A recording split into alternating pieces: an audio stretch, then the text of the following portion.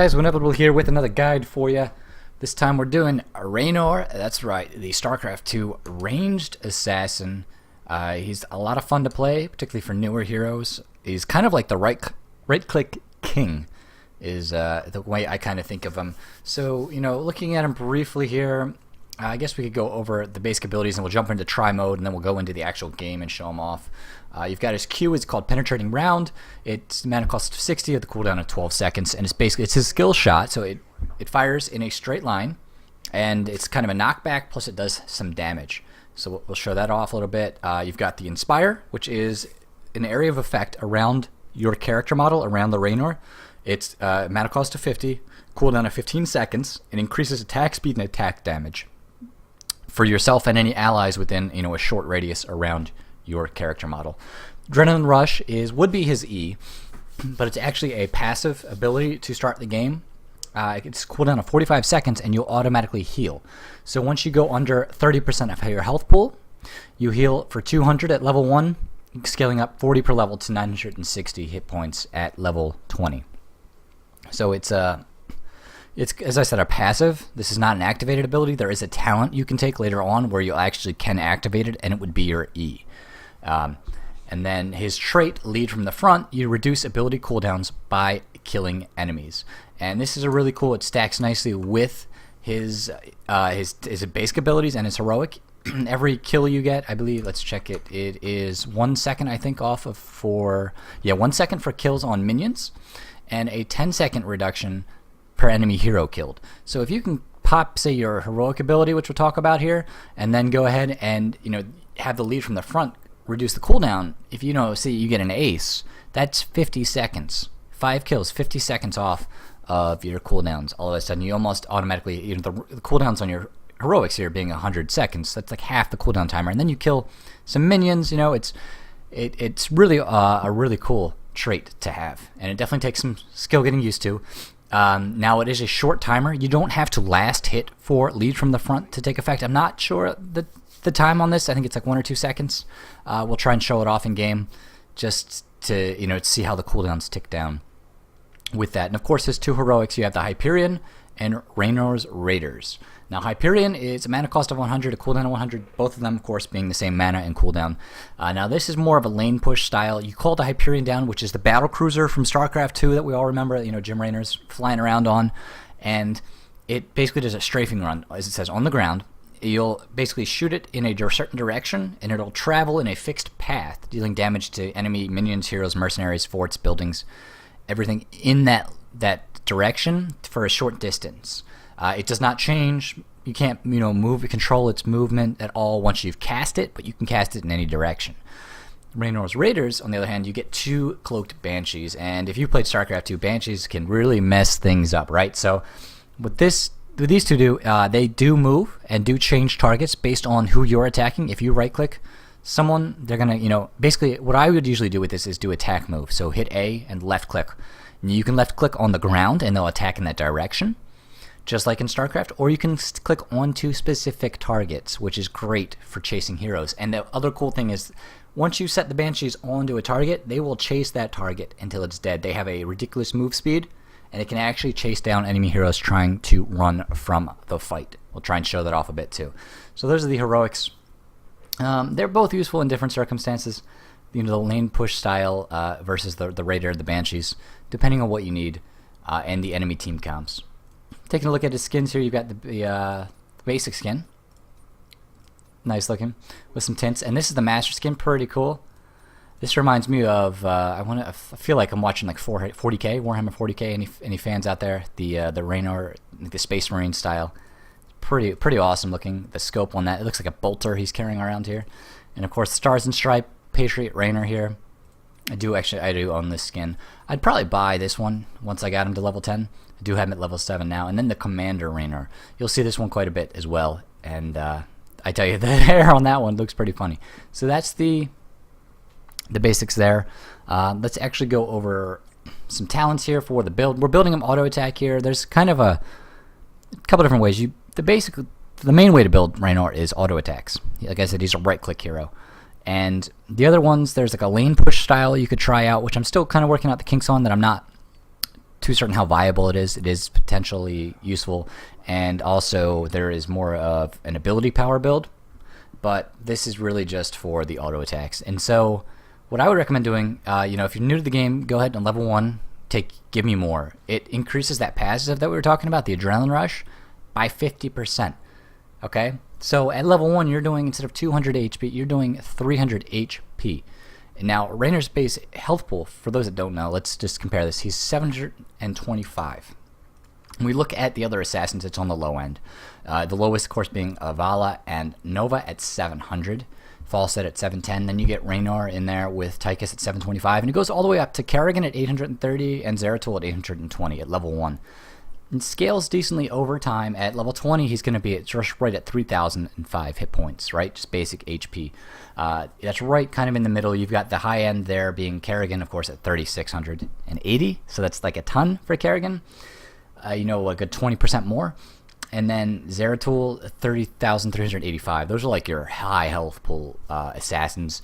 Right after that, you have Illidan, and then you have Raynor, the fourth in line there. And then, of course, below him, you have the low health pool assassins. The going down to like the lowest, like a 2790 for a Nova and a Vala. So he's kind of a mid-tier health pool wise as far as assassins go. But then you have that. Remember that you have that passive on top, which gives you 200 at level 1 and an extra 960 at level 20. So with that combined, he easily has the highest health pool of anyone, I believe. Let's see. No, even at level 1, he's the highest health pool with the passive. If you take that into account. Now, it's a heal over time. It's not an instant heal, so you can be focused down by multiple people through that, of course. But that passive gives him such good sustain, such good high durability. And thinking about, I'm trying to think if there's anything else. Also, let's look at his damage, because we are building him for right-click hero. So we can't show this in game. I do have a spreadsheet here I'm looking at. And let's highlight Raynor here. All right. So, excuse me. He's doing 40 damage at level 1, right? That's a ton. That is actually, I think, who is higher? Zeratul? Oh, that's at level 20. What am I talking? No. Yeah, no, 40 damage. Okay. And then 268 damage at level 20. So it scales up quite a bit. He's out damaged a little bit by Zeratul, and Kerrigan is at 40 as well. So pretty high damage compared to the other assassins. He has a decent attack speed. And he gets 12 damage per level. So it scales up, as I said, to 268. And that's just a basic attack. Plus his base range is 5.5, and we're actually going to upgrade that. So he does a ton of damage as well. If you leave him alone, he's going to basically be able to, burst your team down. Not burst it, but over time he'll take you down. And that's kind of Raynor's ability, like where he shines. He's not a burst assassin like a Nova or a Zeratul, or like a Falstad with like the shock and all, the burst that comes out and the hammer. He's a little bit more damage over time just because his basic attacks do so much. And that's really what we're going to focus on here. So yeah, if you're new, go with Give Me More. If you're a little more advanced, you've got the hang of Raynor, because he's a fragile hero. He does not have an escape. Important. When we went through the abilities, right? Well, his E is a passive that heals him. He does not have an escape. He does not have a vault. Does not have a run and gun like a Tychus. He's not cloaked like Zeratul or Nova. Doesn't have Zeratul's blink. So he does not have an escape. It's important to keep in mind when you're playing him. That's why I suggest this for newer players. But once you've gotten used to playing him, I typically will go with Seasoned Marksman, because you're going to lane with Raynor a lot. You're not really going to be going for ganks, so you'll be in lane. You can get all of those stacks, and as the game goes on, late game, you're really going to start scaling up really, really well with your basic attacks. You're going to get every 6 minions or mercenaries killed, you get an extra damage. Hero takedowns count as 2 minion kills. So it's going to actually, it scales really well over time with him building that auto attack up. And that's why I would go with Seasoned. Once you get used to him, skip the Give Me More. You don't really see the other ones taken so much. Like I said, if you're trying to do a lane push style, you could try something with Demolitionist, but I don't think it's really viable in Raynor. And Bribe, remember, he's like a damage dealer, especially with the auto attacks. That's why Seasoned is so good. For the more experienced players, you'll typically see Seasoned Marksman taken on him. Going to level 4. You've got some cool abilities here. The most common one, the one I would suggest taking, is Advanced Optics. Your basic attack range is increased by 20%. This helps so much when dealing, you can deal the damage from an extra 20% away, distance-wise, away from the fight. Saves your bacon. As I said, you don't have an escape, right? So it's really useful. I think I'm trying to think what else I've seen. The quick fingers trade is really cool if you want to do an ability-based build where you're basically trying to get the cooldown reduction and you're building up your Q or your W and or your heroic, So it's like that will double the reduction on the cooldown. So instead of getting 1 second per minion kill and 10 seconds per hero kill, you'll get 2 seconds per minion kill and 20 seconds per hero. So if you ace an enemy team, you'll actually get your heroic back immediately. And that can be pretty cool to see. So I'd like to see this used a little bit more, but mostly what you see is advanced optics just for that range. And that's what I suggest taking. You could try this out for fun, but advanced optics is really the way to go. Focus attack wouldn't be a bad choice, but like I said, advanced optics, that range is so critical. Level 7 is where Raynor really starts to his damage can kick in, because we're going to go with Searing Attacks. Now you activate to increase basic attack damage by 50%. It's over 5 seconds, and each attack costs mana. So it's going to drain your mana a little bit, but it's only for 5 seconds. And that 50% damage, you can use this, I use this a lot. It's a cooldown of 25 seconds. So if you're taking down the boss, the golem, you can pop this if you don't need it. Like if there's not an imminent team fight coming up, pop it. If you need to clear a minion wave really fast and there's not an imminent team fight coming up, pop it. It's something you can use a lot, and it's 25 seconds on the cooldown. So you don't have to be too picky about when you use it, when you don't. You can use it in lane even. Use this early and often is what I say. That Searing Attacks, it helps out do so much extra damage.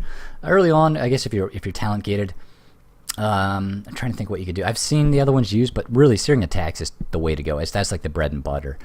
You could try, like if you're brand new, you're talent gated, try the Revolution Overdrive. The W would then give you 10% move speed and a 5% for each ally hero who's in the radius when you use it. So that'll give you a ridiculous like escape, or you're able to catch somebody. But as I said, once you've untalent gated them, Searing Attacks is the way to go for this. And so let's go to level 10 now. The heroic here, you could really do either one, depending on the enemy team comp. More often than not, I go with raiders. Of course, you're talent gated, you're gonna have to try out Hyperion. Go ahead, give it a shot, and see how it works. And it's actually pretty useful for taking down forts and structures. It can do a ton of damage, and it can zone out an enemy team quite nicely, because it does damage underneath itself as it moves forward in a straight line. And so it's very useful for that. But the raiders, I love the raiders so much, because they, like I said, they can chase people away from the fight and do a ton of damage. If you've ever seen these in action, they do so much damage and they're so fast you can't really escape from them. You have to focus them down and kill them. And they actually stay alive even if you die. Doesn't mean they're always going to do the right thing. They might not even attack at all. They might just sit there. But you can give them orders at a basic level, tell them what to attack, where to go, and we'll show those off. So it's really cool. I would recommend this most of the time. Hyperion I have seen used, depending on the comp. Like if you can't get close to the fight, like if there's too much CC, too much hard engage on the enemy team, and you're like staying at a distance where the raiders aren't as useful, I guess you can make a case for Hyperion. But I don't know, with the ability to target them, I think they're just so good. Now level 13 is a little bit dependent on the enemy team comp. More often than not, you're going to go with Giant Killer. Remember, he's the right-click hero. He's the right-click king. And basic attacks against enemy heroes deal an extra 1.5% of that hero's max health. So especially if they're a tanky team, this is going to scale wonderfully with the seasoned Marksman and the attack damage that Raynor just has at a basic level. And that's why typically you'll go with Giant Killer. I've seen people suggest Art of War, but this only works around enemies that are close to you. You really don't want to be in the middle of the enemy team. If you're in the middle of the enemy team, you're kind of doing it wrong, because he's the assassin. He needs to be behind the warriors and the support, even dealing out the damage, not being focused down. If you're at a point where the Art of War is really that useful, I feel like you're out of position with the way I play Raynor. Then you have the Activated Rush. This is the talent that turns your passive into an activated ability. So it actually reduces the cooldown from 45 to 30 seconds. There's some usefulness here. If you're going for that ability build, which maybe I'll do a guide on in the future with like the quick fingers, I could actually see this being really cool. Like another way to build Raynor that might actually work. But in this case, you're going to have a dedicated hero probably on, if you're playing on your team, you should have some kind of support player that can heal you. You shouldn't be in the middle of the fight, so you're not getting focused. You're pretty tanky with that passive already, and that's why just building your damage up is wonderful. If you're against a lot of spell damage, Spell Shield is certainly a way to go. Just like I say, a Nova, this pretty much negates her auto attack. You get that 50% reduction in ability damage. I'm sorry, not her ability attack. Not her auto attack. It negates kind of her snipe, her crippling shot snipe combo when she pops out on you. If you have the spell shield, all that damage is reduced by 50%. So playing against like a Nova, maybe like a Falstad Zeratul kind of some combo, the spell shield has its uses, and I can definitely see taking that depending on the enemy team comp. But more often than not, I go with Giant Killer for that damage. Looking at 16, there's also a couple ways to play this talent here. I think the standby is Berserk. You activate this to increase your attack speed by 40% and your move speed by 10% over 4 seconds. Now, it's a longer cooldown than Searing Attacks. It's 60 seconds versus the 25. So you can't use it as often, but that move speed allows you to chase people down, to escape, and also you're getting 40% attack speed. I mean, it just stacks. Plus, your W is giving you 15% damage and 15% attack speed, so it scales up. And that's why Berserk is like a easy one to just go with, basically, like once you've got it. But there are definitely other uses here. The other two that I would consider: Executioner, basic attacks deal 40% more damage against slowed, rooted, or stunned targets. With the right team comp, I would choose Executioner every time, because you're getting 40% attack speed here right on a 60-second cooldown, and you only get it for 4 seconds. Executioner, as long as the enemy team is CC'd in some form, like if you have an Arthas and he uses his cloud, the ability actually is escaping me. Arthas is what's it called? The E, right? Let me look it up. Oh, the Frozen Tempest. That's what it's called. Okay. So the Frozen Tempest, like on Arthas, will slow enemy heroes. With the Executioner on top of that, you're doing 40% more damage. That's insane. If you have a lot of CC on your team, anybody that's slowed, rooted, stunned, like if you're running a CC heavy team, if there's no CC on your team, no crowd control, like don't use Executioner, because you're not going to get any benefit out of it. But if you do have that, especially with like an Arthas, is a big one. The roots from a Malfurion, I'm trying to think. Who else? Like a Chen with the breath, when he, the breath of flame, when he actually slows people.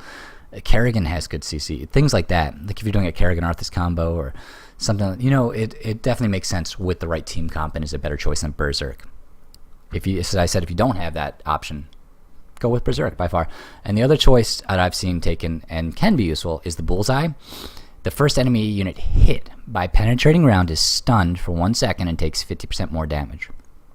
This can be useful if, like, the Executioner and the Berserk isn't really applicable, and you're facing a dive-heavy team that's diving onto you. Like in Illidan, for example, you pop Bullseye on an Illidan, he is stunned for a second. That's usually enough time to focus him down. And so, the right team comp Bullseye can certainly be useful. I wouldn't really use it if they're kind of an escape-heavy team. If they're kind of kiting you and forcing you to engage into them, into the other team, it's not really that useful. I think this is more of a defensive measure where the enemy, like it tanks their warriors or their assassins. Somebody's diving onto you, trying to kill you. A Zeratul blinks in, you stun him for a second. It gives you enough time for your whole team to focus him down. It can certainly be viable. And then going to level 20, there's a couple ways to play it.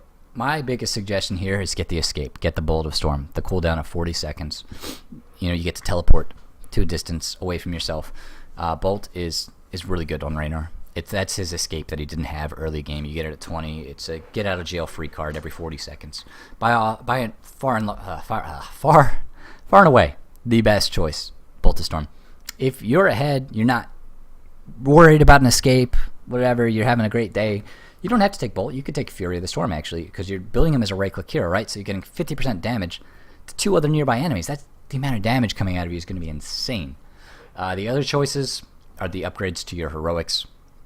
And I've seen the Hyperion upgrade actually is really cool, because now it's going to shoot an extra 2 per volley onto each target, and every 4 seconds it's going to fire a Yamato cannon at enemy structures, which do a ton. It does a ton of damage. It's really good for focusing structures down late game, like especially those keeps, right? Those tier 2s, and then the core.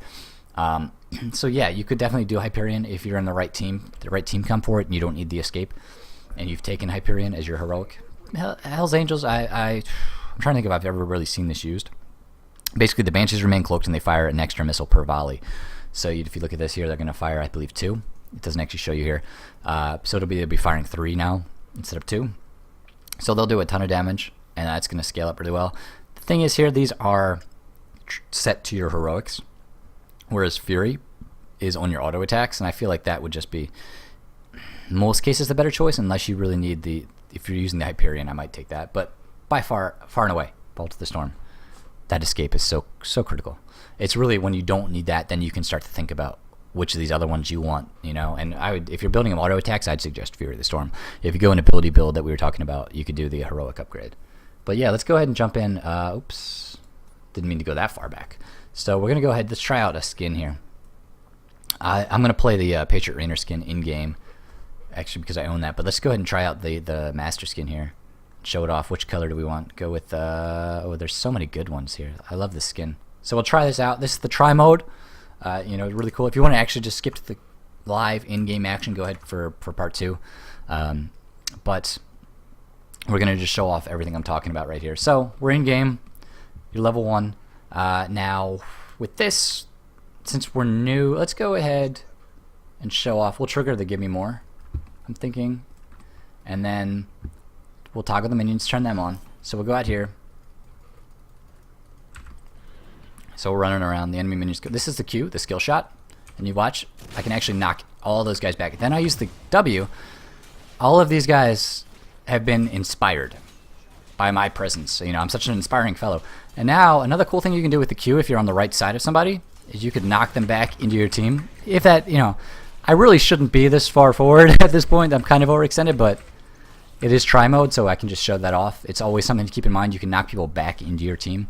You Q, you have to be careful with. You can actually sometimes save people if you knock them back at the right time. Like in this case, knocking back an Arthas there, he could then have escaped and actually gotten away and been free. So you have to be careful using that Q at the wrong moment. And I'm going to try and go and take some damage here from these towers.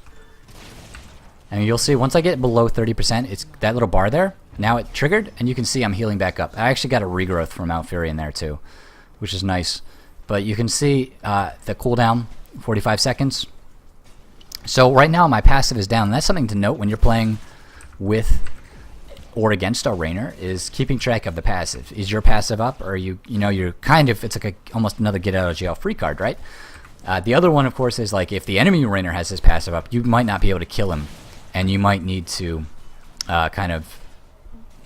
you might have to pop his passive, then he might fall back and tap the well, or he might go back to the Halls of Storm. But if his passive is down, you can jump him, right? And so my passive is about to be up. I'm going to come back in here, try and get the kill on Arthas. I'm safe because I've got the passive up if I need it, right? Now it popped because I took some minion damage, I took a tower shot, and I fall back. Let's go ahead and level up to 4. So we're on 4, and this is just going to be the range. So if you look now, if I go to attack Arthas, I'm attacking from this far away. He can hit me easily with a Howling Blast, and if I go in on the forts, let's toggle the minions off, and we'll go in. And you can see I'm taking damage, so if I go Advanced Optics, refresh forts, and I'm still taking damage. So it's not going to give you, you know, insane range where you can just take structures down. That's important to note. You're still going to be in fort range. But this is more for when you're fighting against the enemy heroes and things, that the, you know, it's just to give you that range so you don't have to be too close to the battle where you can be focused down. If we go up to 7 for this next wave here, you're going to see we'll take Searing Attacks. And that's now an activated ability, so I pop the 1. And I'm going to just go and shoot this. You can watch the timer on the cooldowns as I'm killing people. They'll actually, it'll get reset, and it's really cool. So you can kind of time when you use your abilities to make use of that lead from the front trait. So now we fall back a little bit. We'll go ahead and level up to 10. And we're going to show off both of the heroics here just to give you an example. This is the Hyperion. And you can see how you cast it in a straight line like this. It's going to travel in that direction. It's going to go that far. So we'll cast it once. And now you can see it. He's going to fall back. I might be able to tag him there. Nope. Didn't get the kill. Not enough damage on the Q. But you can see now it's going to come in here and do some damage to structures. Arthas bot is going to be crazy. And so it didn't go all the way to the end there, but it did get a couple shots off. And that's a pretty cool zoning. And you can see that enemy heroes can escape from it. You can walk away. Now what we're going to do, reset the level. We're back here. we'll do the same build. Advanced optics, we'll go up to 7 and get Searing Attacks, and then we'll go up for Raiders on 10. And so we're in here, we're going to pop the Raiders. I'm going to left click, attack, A, hit A, and then left click on Arthas. Now, watch these Banshees are just going to chase him down. It's just, I don't even have to, I think I followed him there because I was moved onto him as well, but I could have just let the Banshees finish him off. They actually move faster than you can walk, and they're going to chase you down. And they do last for about 20-22 seconds. So that's the Raiders. Let's go up. We'll check out the level 13 talent. It's just going to be, in this case, a Giant Killer. Makes sense against an Arthas. Of course, this isn't a full team. And then we'll level up again. I'm trying to think we could show off. Executioner won't work. I mean, Malfurion does have roots, the Tangling Root, so it would make sense there. We could also do the Berserk. We'll show that off a second. Let's toggle minions. Refresh the forts. Turn the minions back on. And we'll show how the Berserk works. The Q would just stun the first person hit by it. So now if we go in here, we'll Inspire. Knock them back, and then you could hear him like a little war shout in there. And I'm actually moving faster. It's only for 4 seconds, though. Oh, it's always important to land your Qs, not to miss. So that's the basic, the Berserk. You can see it's a longer cooldown. And if we go up to 20, not much to show off there. I take Blink would be the suggestion. We don't have Hyperion, so we can't really show that off. The Yamato cannon. But if you take Blink, and then if you find yourself in danger, you can always blink out. Just like that. So that's basic build. We'll go ahead and jump into a real game and do part 2.